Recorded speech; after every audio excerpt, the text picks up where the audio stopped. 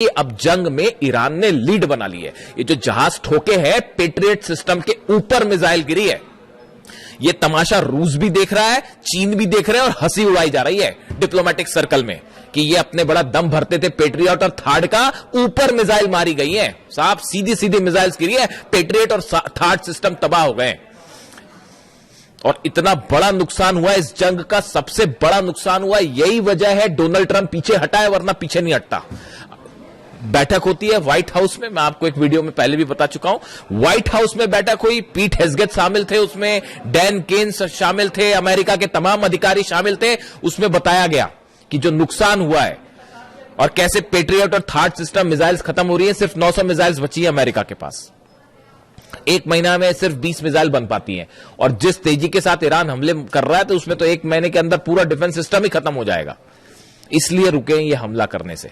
और दूसरी चेतावनी आ गई है ईरान की तरफ से कि नेटो के जितने बेसेस है सबको ठोका जाएगा, चाहे वो तुर्की में हो, चाहे इटली में हो, चाहे जर्मनी में हो। मैं आपसे उस पर चर्चा कर चुका हूं, इसलिए इस पर बात नहीं करूंगा। तो ये 6 बेसेस ऐसे हैं नेटो के जहां पर न्यूक्लियर वेपन्स होने की बात कही जा रही है। वो सबके सब खुर्रमशहर 4 के निशाने पे, और जेलेंस्की को भी जवाब मिलेगा। अभी जो कैस्पियन सी में जहाज जलाया है ईरान का, उसका जवाब जो है वो खुर्रमशहर 4 रेडी है। और वो 5 वाला वर्जन भी जो है वो शायद पहली बार अब यूक्रेन पर ही टेस्ट किया जाए, और वो 100% यूक्रेन को जवाब मिलेगा। आप लिखवा लीजिए, चाहे तो कैस्पियन सागर में जवाब मिलेगा और या फिर जो है सीधा मेनलैंड पे हमले का जवाब मिलेगा। तो बैठक हुई, बैठक में यह तय किया गया कि भाई अभी जो असेसमेंट हुआ कि कितना नुकसान हो रहा है, उसमें यह बात निकल के सामने आ गई कि अगर आप लॉन्ग रेंज वॉर करते हैं, लंबी जंग की तैयारी करते हैं। पहली बात तो देखिए ईरान में वो रैपिड वेनेजुएला समझने की गलती कर रहे थे, तमाम समझाने के बाद भी कि उसको वेनेजुएला मान के चल रहे थे। ईरान ने समझा दिया क्या है हकीकत। अब वो है वॉर स्ट्रेटेजी पूरी तरह से गड़बड़ा गई है। अमेरिका के जो सीनेटर्स हैं अपोजिशन के और जो कांग्रेसमैन है, उनके बयान सुनिए। डोनाल्ड ट्रंप की ऐसी तीखी आलोचना उनके प्रेसिडेंट बनने के बाद से नहीं हुई, और यह कहा जा रहा है कि मिड टर्म पोल हारना तय है डोनाल्ड ट्रंप का। उनके जो सीनेटर्स हैं अपोजिशन, वो सवाल उठा रहे हैं कि ये क्या घटिया रणनीति लेके आप वॉर में गए। ना तो आप जीत पा रहे, ना आप बाहर निकल पा रहे, ना ईरान के अंदर जा पा रहे, ना हॉर्मुज कैप्चर कर पा रहे, ना लीडरशिप चेंज कर पा रहे, ना ईरान की सेना का मुकाबला कर पा रहे। तो कर क्या पा रहे फिर? जंग करने के लिए किस लिए गए थे? हकीकत यह है कि अब इस जंग में ईरान ने जबरदस्त लीड बना ली है। यह उसी दिन तय हो गया था जिस दिन अली खामेनी साहब पे हमला किया गया था। मेरे पे लोग सवाल उठाते थे जिस दिन अली खामेनी साहब का असैसिनेशन हुआ, उसी दिन जो मेरा पहला वीडियो था 28 तारीख को असैसिनेशन के बाद का, उस वीडियो में मैंने कहा था कि आप देखिएगा ईरान ये जंग कभी नहीं हारेगा। और आज 5 महीने बाद आप कहां खड़े हैं? हॉर्मुज के गेट पर जो है वो पहरेदारी करते खड़ी हुई है अमेरिका की सेना। सच है या नहीं बताइए? क्यों नहीं एंटर कर लेते? हॉर्मुज में अंदर एंटर करिए, अबू मेहदी ऐसी मार मारेगी ना कि पर एक भी जहाज नहीं बचेगा। वो जहाज पीछे खींचने पड़ गए। ये जो दूसरे दौर की हवाई फायरिंग करी, इसमें जो फाइटर जेट से हमले किए गए, वो हमले के पहले वो जो जहाज खड़े थे वो पहले आगे खड़े थे, उन सबको पीछे खींचना पड़ गया। वो 1000 किलोमीटर की रेंज के पीछे करना पड़ गया, वरना अबू मेहदी ऐसा मार मारते कि जहाज नहीं बचते। और हॉर्मुज में वो आप देखिए एक टैंकर फिर तबाह हो गया, कल पार करने की कोशिश कर रहा था उस रास्ते से जो कि ईरान ने मना कर रखा है। नीचे माइन लगी हुई है, फट गई माइन, जहाज हो गया तबाह, बाबल मंदेब अलग बंद हो गया है। तो ये कई बार क्या होता है, देखिए जरूरत से ज्यादा घमंड करना, अपने आप को चैंपियन समझना है ना, कि बस हम ही सब कुछ आज इसको तबाह कर देंगे, कल उसको तबाह कर देंगे, तो एक ना एक दिन ना शेर को 1.25 शेर जरूर मिलता है। और यहां तो बहुत भारी शेर मिल गया है, मतलब भागने का रास्ता। वहां पे प्लानिंग चल रही है वॉशिंगटन डीसी में, व्हाइट हाउस में प्लानिंग चल रही है कि भाई ईरान की जंग से इज्जत बचाते हुए कैसे बाहर निकला जाए। अरे काय की इज्जत बचाओगे साहब? वो चाइना ने आपका एक एक चीज आपकी समझ ली है कि कैसे आपका तोड़ है। F-35 फाइटर जेट का तोड़ क्या है, F-18 का तोड़ क्या है, टॉम हॉक मिसाइल गिर गई और तो और छोड़ दिया। इससे बड़ी बात और क्या होगी? वो ईरान जो मलबा दिखा रहा है टॉम हॉक मिसाइल का, टॉम हॉक मिसाइल को मार के गिरा देने का मतलब आप समझते हो? वो सिर्फ मामला ईरान अमेरिका तक नहीं है। जब टॉमहॉक मिसाइल गिरती है तो चाइना उसकी पूरी पोस्टमार्टम कर डालता। अच्छा, इनकी ये मिसाइल इतनी स्पीड पे चल रही थी, इतनी ऊंचाई पे चल रही थी, इस सिस्टम से मार के गिराया। वो टॉमहॉक मिसाइल का तोड़ उसने निकाल लिया। F-35 जेट अगर गिर रहा है, F-35 जेट अगर तबाह हो रहा है, तो चाइना उसका पूरा एनालिसिस कर ले रहा है कि ये इतने ऊपर जाता है, इतने तेजी से मुड़ता है, इसमें इसको ऐसे टारगेट किया जा सकता है। वो पूरी काट निकाल दी अमेरिका के जितने वेपन्स हैं। आप देख लीजिए हालत क्या है। 18 शिप लेके आप पहरेदारी कर रहे हो, वहां पे खड़े हुए हो, अंदर जाने की आपकी हिम्मत नहीं है। खड़े हुए आप ईरान के दरवाजे पर। तो अब हालात ये है कि मुस्तफा खामेनी ने एक नया जो है वो संदेश दे दिया है डोनाल्ड ट्रंप को। उन्होंने कह दिया है पहले लेबनान में पूरी तरह से शांति करो, उसके बाद बात आगे बढ़ेगी, वरना हम बात ही नहीं करेंगे। और यूरेनियम तो भूल जाइए, वो सपना है, वो भूल जाओ, यूरेनियम नहीं मिलने वाला। पिकेक्स माउंटेन पर हमला करोगे, नेटो के बेसेस उड़ेंगे, यूक्रेन पर हमला होगा, और सऊदी में, यूएई में, कतर में, दोहा में, बहरीन में, कुवैत में एक भी ऑयल रिफाइनरी सलामत नहीं बचेगी, एक भी इंफ्रास्ट्रक्चर नहीं बचेगा। वो जो लंबे लंबे ब्रिज है बहरीन और सऊदी के बीच में, सब मिसाइल्स के निशाने पर है।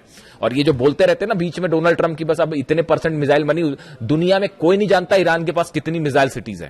तो जागरोस की पहाड़ियों के नीचे अली खामेनी साहब जानते थे पहले से कि आज नहीं तो कल जो है वो हमला करेगा अमेरिका, उसी की तैयारी कर रखी थी, 4-5 साल की जंग की तैयारी कर रखी है। और अब तो भयंकर लीड बना लिए साहब, भयंकर लीड बना लिया। आपको क्या लगता है इजराइल हमला अगर ईरान अगर हार रहा होता या दब रहा होता तो अब तक इजराइल तो कूद गया होता जंग में। उसको पता है कि अगर जंग में आप कूदोगे उसके बाद तेल अवीव पे और हाइफा में ऐसे हमले होंगे इस बार कि मतलब रुकेगा भी नहीं वो मामला। तो अभी वो प्लान चल रहा है, एक और फिर जा रहे नेतन्याहू जी जा रहे हैं मिलने के लिए डोनाल्ड ट्रंप से, और वहां जाके देखते हैं मुलाकात में क्या होता है। वहां पे एक नया फिर प्लान, नया षड्यंत्र शायद जारी हो कि अब ऐसे हमले करेंगे, वैसे हमले करेंगे। अभी लेकिन एक नई थ्योरी चल रही है, इस पे अलग से बात करेंगे। वो यूक्रेन ये जो बैठक हुई जिसकी मैं जिक्र कर, अच्छा पहले मुस्तफा खामेनी साहब की बात कर लें। इन्होंने जो ये संदेश दिया लेबनान वाला, इसको गेम चेंजर माना जा रहा है। वो जो है उन्होंने कहा हम अपने न्यूक्लियर प्रोग्राम पे कोई बात नहीं कर रहे, हम स्ट्रेट ऑफ हॉर्मुज पे बात ही नहीं कर रहे, वो तो बंद है, वो कोई नहीं खुलवा सकता। ईरान की परमिशन के बिना खड़ा हुआ अमेरिका, 5 महीने से खड़ा हुआ, स्ट्रेट ऑफ हॉर्मुज बंद है। वो जब ईरान का मन करता है खोलता है, जब मन करता है बंद कर देता। क्या कर पाए आपके एयरक्राफ्ट कैरियर दुनिया के? अब्राहम लिंकन क्या कर पाए और जेरल्ड आर फोर्ड क्या कर पाए? और वो लॉन्ड्री में आग लग गई तो भग लिए, वो अलग। तो बेइज्जती हो रही है वो अलग हो रही है, सैनिक मर रहे हैं, थार्ड सिस्टम तबाह हो जा रहा है, जहाज में आग लग जा रही है, हरा पानी रहे, हरा तो छोड़िए खुद ही पिटे जा रहे हैं। क्या कि सुप्रीम पावर दुनिया की, सबको समझ में आ गया कोई सुप्रीम पावर नहीं है भैया। और मिसाइल के मामले में Iran is the new supreme power of the world, super power of the world, इसमें कोई शक नहीं है। वो कई लोग फिर अभी भी इस तरह के मैं सवाल देखता हूं कि रूस मदद कर रहा है और चाइना मिसाइल में मदद कर रहा है। ईरान को मिसाइल के मामले में किसी की मदद की जरूरत है? अभी भी आपको लगता है कि किसी और की मदद की जरूरत है? हाँ, मान लिया सैटेलाइट की मदद मान सकते हैं हम, सैटेलाइट मदद कर रहा है रूस, चीन सैटेलाइट से मदद कर रहा है, क्योंकि सैटेलाइट प्रोग्राम है नहीं तो बैन कर रखा था आपने, वरना वो ईरान बताया। ईरान को आप अब ये बैन हटा लीजिए, उसके बाद देखिए ईरान कैसे तेजी से तरक्की करता है। वो ह्यूमन ब्रेन बना लिया उसने, एक वो जो खबर बताई थी मैंने आपको, ह्यूमन ब्रेन की सेल्स बना के एक आर्टिफिशियल ब्रेन बनाने, मतलब वहां पे जो है आप देखिए ईरान में जो साइंटिस्ट हैं कितनी तेजी के साथ काम कर रहे हैं। ये तब है जब वो 30 साल से बैन लगा हुआ है, तो हाहाकार मच जाता है दुनिया में। जरा से जो है बैन्स लगते हैं, कहीं कोई टैरिफ लग जाता है तो हाहाकार मच जाता है। और 30 साल से वो अली खामेनी साहब का ईरान जो है वो 30 साल से बैन भी झेल रहा है, उसके बाद भी देखिए आज घुटने पे हैं सबके सब। तो अब इन्होंने मुस्तफा खामेनी साहब ने बड़ी प्लानिंग के साथ मामला पूरा लेबनान पे शिफ्ट कर दिया है, और इसका मतलब यह है कि न्यूक्लियर प्रोग्राम पर कोई बात नहीं, बाद में देखा जाएगा, और हॉर्मुज पर कोई बात नहीं, बाद में देखा जाएगा, खोलना है नहीं खोलना, बंद करना क्या करना है। पहले लेबनान में आप ये जो तमाशा चल रहा है लेबनान में हमले करने वाला, इसको बंद करिए पहले, उसके बाद ही आगे बढ़ेगी बात। अब डोनाल्ड ट्रंप ने डिसाइड करना है क्या करना है, यानी फोकस। अब देखिए कहने का मतलब यह है, ये खबर अहम इसलिए है, ईरान ने मन बना लिया है कि अब इनसे जो भी बात होगी नहीं होगी, करना है नहीं करना है, ईरान अपने टर्म पे डिक्टेट करेगा, अपने टर्म पे डिक्टेट करेगा। कोई बात अमेरिका की नहीं मानी जाएगी, ना उनके वो जो बीच वाले हैं बात करने वाले, ना उनकी बात मानी जाएगी। वही होगा जो ईरान तय करेगा, जो अहमद वाहिदी तय करेंगे, और अहमद वाहिदी वही तय करेंगे जो खामेनी साहब बता के गए और जो कासिम सुलेमानी साहब बता के गए। वो कासिम सुलेमानी साहब की जो स्ट्रैटेजी है ना, उसी से जॉर्डन ठोका जा रहा है, और उसी से कुवैत ठोका जा रहा है, उसी से थार्ड और पेट्रियट ठोके जा रहे हैं। इसीलिए नहीं डरते थे डोनाल्ड ट्रंप कासिम सुलेमानी से कि अगर कासिम सुलेमानी होते तो पता नहीं क्या हो गया होता। खुद डोनाल्ड ट्रंप ये कहते हैं पता नहीं कितनी तबाही मचाते हैं, और सही कहते हैं। खैर, तो अब हालात ये है कि डोनाल्ड ट्रंप के सामने नई शर्त रख दी है लेबनान वाली। दूसरी तरफ ये बड़े बड़े जो प्लेन गिराने वाले दावे हैं, इसमें थोड़ा सा टाइम लगेगा सामने आने में।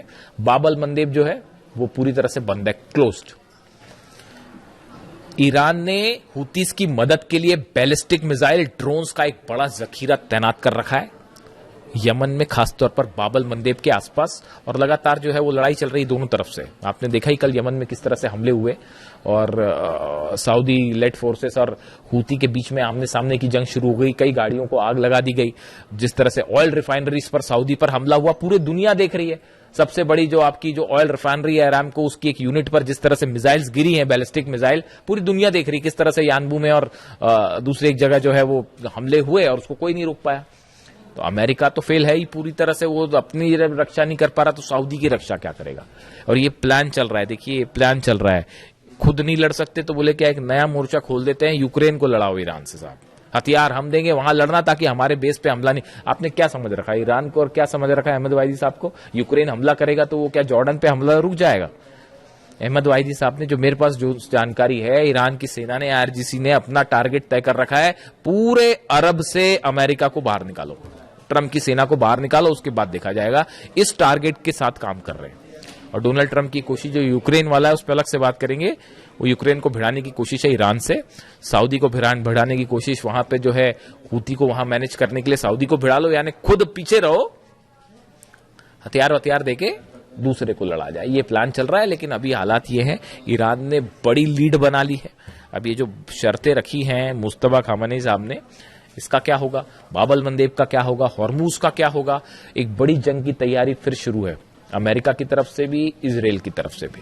इजराइल की एंट्री भी जल्दी हो सकती है, अगले 1 से 2 दिन में 30 तय हो जाएगी कि मामला जंग की तरफ, बड़ी जंग की तरफ। ईरान जान रहा है कि हमला होगा, आज नहीं तो कल फिर से हमला होगा, और किस रूप में होगा ये देखने वाली बात है। जो भी अपडेट होगा आप तक पहुंचाऊंगा। Thank you so much.